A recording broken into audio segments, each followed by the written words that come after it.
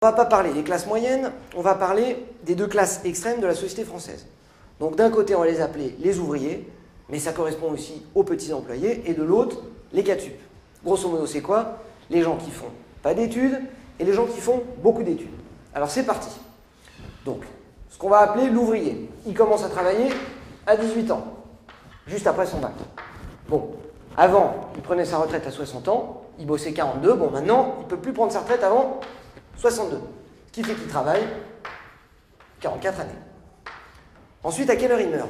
C'est là que c'est intéressant. L'espérance de vie n'est pas uniforme en France. Et les études considèrent que, en gros, les classes sociales les plus basses meurent à 76 ans. D'où 14 années de retraite. Si on calcule le ratio, de 44 sur 14, ça fait 3,14. Autrement dit, un ouvrier doit travailler 3,14 années pour avoir une année de retraite. Avant, c'était 2,63, il travaille plus. Bon, notre 4 sup, c'est-à-dire les journalistes, les politiques, les chefs d'entreprise, les gens qui ont une voix, quoi. Ils font 5 années d'études après leur bac, au minimum. On ne va pas parler de ceux qui en font 12. Ou, je sais pas, du président qui a commencé à travailler à 26 ans. Intéressons-nous aux gens normaux, c'est plus agréable. Donc ils commencent à travailler à 23 ans. Bon, maintenant, ils sont obligés de bosser 42 annuités. Ce qui fait qu'ils prennent sa retraite à 65 ans. À quelle heure il meurt, le 4 sup? Il meurt en moyenne à 83 ans. Ce qui va lui faire 18 années de retraite, d'où un ratio 42 sur 18, non, 18 sur 42, de 2,33.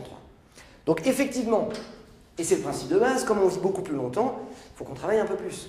Donc effectivement, le 4 sup, il avait un ratio de 2, maintenant il a un ratio de 2,33. Il travaille 17% de plus.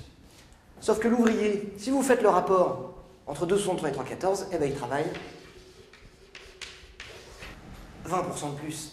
Autrement dit, le système de retraite par répartition, c'est un système relativement idéal, c'est le plus social. Si ça ne vous plaît pas, regardez ce que font les Américains.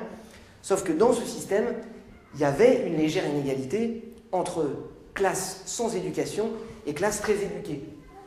La réforme, qu'est-ce qu'elle vient faire? Au lieu de diminuer cette inégalité, elle vient l'exacerber. Alors voilà, on sait tous combien exactement il y a eu de gens dans la rue ou pas. On sait si le ministre avait un slip ou un caleçon pendant les questions à l'Assemblée. Mais pourquoi est-ce qu'on ne parle jamais de ça? Je sais pas.